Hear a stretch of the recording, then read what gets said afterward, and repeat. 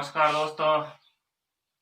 आज हम हिंदी विषय का एक टॉपिक जो लेकर आए हैं वो है शब्द, पद, पद परिचय और पद बंध में क्या अंतर है। सबसे पहले समझते हैं शब्द के बारे में। शब्द क्या है मित्रों? शब्द जो है वो सार्थक वर्णों का समूह है। सार्थक वर्णों का समूह है। क्या है? शब्द कहलाता है। यानी जैसे क वर्ण है, ए वर्ण है, मैं वर्ण है, ले वर्ण है और ए वर्ण है। इन वर्णों को अगर हम मिलाते हैं तो हमारे सामने एक शब्द आएगा कमल। कमल का कोई निश्चित अर्थ है, यानी सार्थक है। ये वर्ण क्या है? अर्थ देने वाले वर्णों का समूह तो होना ही चाहिए। इसके साथ साथ एक शर्त और है कि वो सार्थक होने चाहिए, अर्थ प्रदान करने वाले हो। यानी कमल शब्द है, इसका अर्थ होता है। किसी का नाम भी हो सकता है, यानी लड़के का। और कमल जल में उत्पन्न होने वाला पुष्प भी हो सकता है।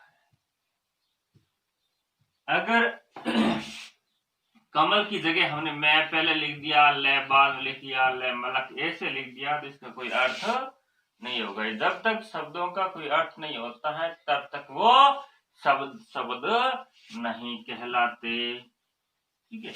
वर्ण क्या है? ये वर्ण है, यानी भाषा की सबसे लघुतम इकाई वर्ण होती है जिसके टुकड़े नहीं किए जा सकते। यानी क को आप तोड़ नहीं सकते, ए को आप तोड़ नहीं, इसके टुकड़े नहीं कर सकते। अगर पूछा जाए भाषा की सबसे लघुतम इकाई कौन सी है तो आपका उत्तर होना चाहिए वर्ण। और प्रश्न अगर ऐसे पूछ लिया जाए कि अर्थ के स्तर पर भाषा की लघुतम इकाई क्या है तो आपका उत्तर होना चाहिए शब्द। शब्द क्या है? अर्थ के स्तर पर भाषा की लघुतम इकाई है। ये कमल शब्द है। वैसे देखो पुस्तक भी क्या है? एक शब्द है। पढ़ना क्रिया है, पढ़ता है एक शब्द है, ये क्रिया है। ये हुई बात शब्द की। अब करते हैं शब्द के पश्चात पद क्या होता है। तो मित्रों, जब तक शब्द स्वतंत्र है तब तक शब्द है, और जब इस शब्द को वाक्य में प्रयुक्त कर दिया जाए, वाक्य में इसका प्रयोग हो तो ये क्या कहलाता है?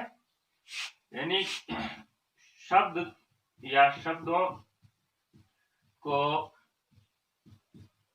वाक्य में प्रयोग करने पर वह शब्द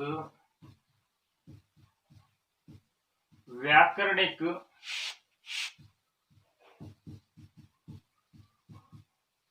नियमों में बंध जाता है, तब वह क्या कहलाता है? पद कहलाता है। यानी जब किसी शब्द को वाक्य में प्रयोग करोगे तो वो शब्द क्या है कि इस वाक्य के अनुरूप व्याकरणिक कोटियों में, व्याकरणिक नियमों में बंध जाता है, इसलिए वो शब्द नहीं होगा। क्या कहलाएगा? पद कहलाएगा। जैसे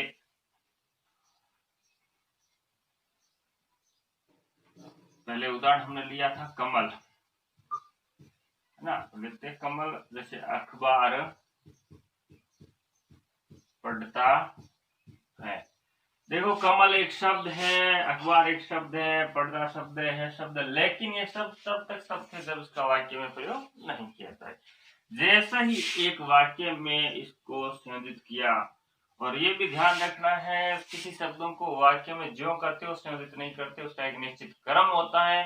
जैसे सबसे पहले हम कर्ता को लिखते हैं, जैसे हमने कमल लिखा, फिर कर्म को लिखते हैं, जैसे हमने पुस्तक लिखा या अखबार लिखा, बाद में क्रिया, इस प्रकार। तो अब यहाँ पर कमल क्या एक पद हो गया है, अखबार क्या एक पद हो गया है, पढ़ता क्या हो गया एक पद हो गया है भी क्या है, ये क्रिया हो गई है ना, ये भी पद हो गए। इस प्रकार से ये क्या हो गए, पद हो गए। अब पद परिचय की बात आती है, तो देखो पद परिचय क्या होता है। देखो इन्हीं शब्दों का क्या है कि कुछ व्याकरणिक कोटियों का परिचय देना ही पदबंध कहलाता है। जैसे पद की स्थिति क्या है, कमल क्या है, सबसे पहले देखो संज्ञा है, संज्ञा में कौन सी संज्ञा है, व्यक्तिवाचक संज्ञा है। व्यक्तिवाचक संज्ञा के पश्चात में कमल क्या है, लिंग कौन सा कमल का, पुल्लिंग है। वचन कौन सा है, एक वचन है। तो अगर हम पद परिचय की अगर बात करें तो हमें ध्यान रखना होगा, पद परिचय में पदों का परिचय दिया जाता है व्याकरण के हिसाब से। और अब ये कमल यहाँ पद शब्द नहीं है, क्योंकि कमल है तो पढ़ता है।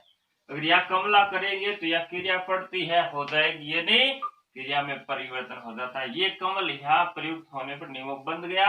अब कमल का अर्थ हम एक विद्यार्थी से ही लेंगे, पढ़ने वाले से लेंगे, लेकिन जब तक कमल स्वतंत्र था तब तक उसका कमल शब्द का प्रयोग हम जल पुष्प के रूप में प्रयोग हो सकता था, और इसके साथ साथ अपने लड़के के रूप में हो सकता था। अखबार क्या है, यहाँ कर्म है ना, एक वचन है,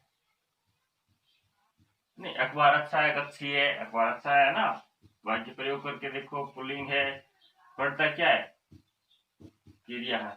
इस प्रकार से इनका व्याकरणिक कोटि को परिचय देना है क्या कहलाता है, पद परिचय कहलाता है। वैसे हम पद परिचय जब पद के दो भेद विकारी अविकारी पढ़ेंगे, उसके पश्चात संज्ञा सर्वनाम विशेषण क्रिया पढ़ेंगे, विकारी शब्दों को, फिर अविकारी शब्दों में अवयवों को पढ़ेंगे, उसके पश्चात हम इसका विस्तृत अध्ययन करेंगे कि पद परिचय किस प्रकार होता है और पदबंध किस प्रकार होता है।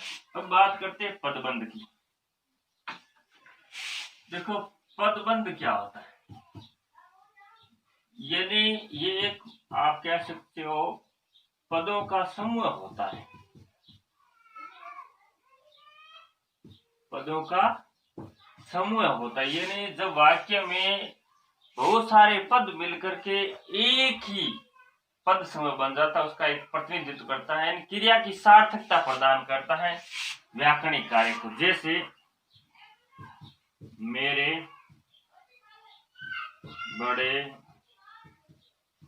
भाई साहब आ रहे हैं। देखो इसमें मेरे भी क्या एक पद है, बड़े भी क्या एक पद है, भाई भी क्या एक पद है, लेकिन ये भी पद है, लेकिन इन सब को मिलाने पर यानी आने की क्रिया तो ये कर रहे हैं, भाई साहब कर रहे हैं, लेकिन इसका हमने विस्तार कर दिया, यानी ये भी पद ये पद सब मिलकर के एक पद हो गया। यानी कुछ पदों का समूह, यानी कुछ पद जब मिल जाते हैं और एक व्याकरणिक कार्य को करने की सार्थकता प्रदान करते हैं तो पद समूह कहलाते हैं, पद समूह पदबंध कहलाते हैं। एक उदाहरण और देख लेते हैं। जैसे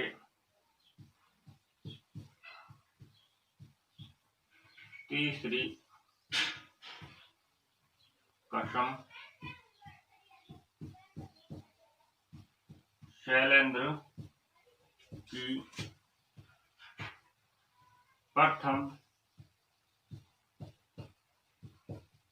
और अंतिम फिल्म थी। देखो यह फिल्म का जिक्र हो रहा है, ये फिल्म के साथ जुड़े हुए शब्द है, पद है, इसलिए प्रथम और अंतिम फिल्म ये क्या हो, एक पद बंद हो गया। तो मित्रों इस प्रकार आज हमने शब्द पद पद परिचय और पदबंध के बारे में पढ़ा। कल से हम शुरू करते हैं पद के प्रकार जैसे दो प्रकार होते हैं, एक विकारी और एक ऋण को लेकर हम कल आते हैं। इस वीडियो को एक बार जरूर आप इसको ध्यान से सुनना और कमेंट बॉक्स में कमेंट अवश्य करना। अगर वीडियो पसंद आए तो इसको लाइक करना, शेयर करना और हाँ, चैनल को सब्सक्राइब जरूर कर देना।